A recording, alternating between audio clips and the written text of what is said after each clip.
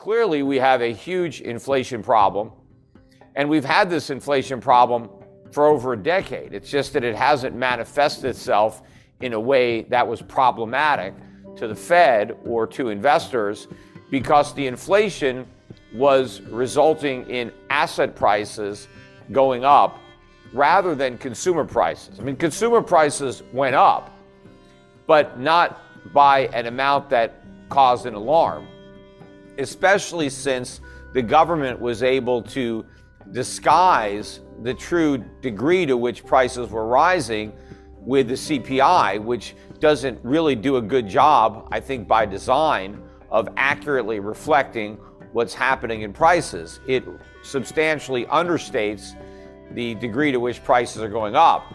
And so given the ability of the government to pretend that we had inflation below 2%, that gave the Fed cover to continue to create more inflation under the guise of quantitative easing and stimulus and 0% interest rates. But that money flowed primarily into financial assets, but it also fueled a record increase in U.S. trade deficits. In fact, this morning, we got news that the December trade deficit was a new record, $101 billion. That is the first month where we've had a trade deficit in excess of $100 billion. This is merchandise trade, goods. And for the entire year, our trade deficit in goods eclipsed $1 trillion. That is an unheard of deficit. Never before has anything that bad been achieved, by any nation. And so part of that actually kept a lid on inflation, even though the way the government measures inflation, we had a 7% increase in consumer prices. Imagine how much more consumer prices would have gone up had $1 trillion worth of stuff not been dumped into our market by our trading partners. And how did we pay for all this stuff? We didn't. We printed money, and we exchanged the money we printed for the goods that the rest of the world produced. And Americans didn't even earn a lot of the money that they spent. It was just handed to them by the government in the form of stimulus checks or other bailout money. And where did that come from? Well, it came from the Fed's printing press.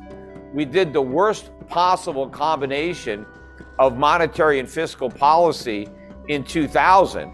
Instead of doing the right thing and contracting money supply along with the economy so demand would go down with supply, the government and the Fed conspired for the worst combination of monetary and fiscal policy probably in the history of the United States.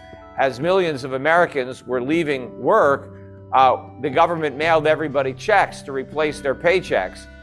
But the key is when you're earning a paycheck, you're being productive. You're helping to produce goods and services, and then you're rewarded with pay, and now you can consume some of the goods and services that you help produce. But when you're not working, you need to consume less. But the government didn't want that, because that would have meant a more severe recession. So the government sent everybody money to buy goods and services that they weren't producing. And the fact that we have big shortages should not have been a surprise. I mean, it's an obvious consequence of a failure to produce. You don't have stuff and you get a shortage.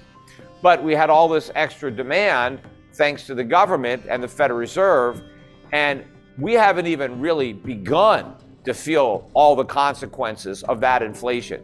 I think the inflation that we've experienced in 2021, a lot of that was largely the delayed consequence of the inflation that was produced prior to 2020. I don't even think we've caught up to that inflation yet, which is one of the reasons that we're going much higher.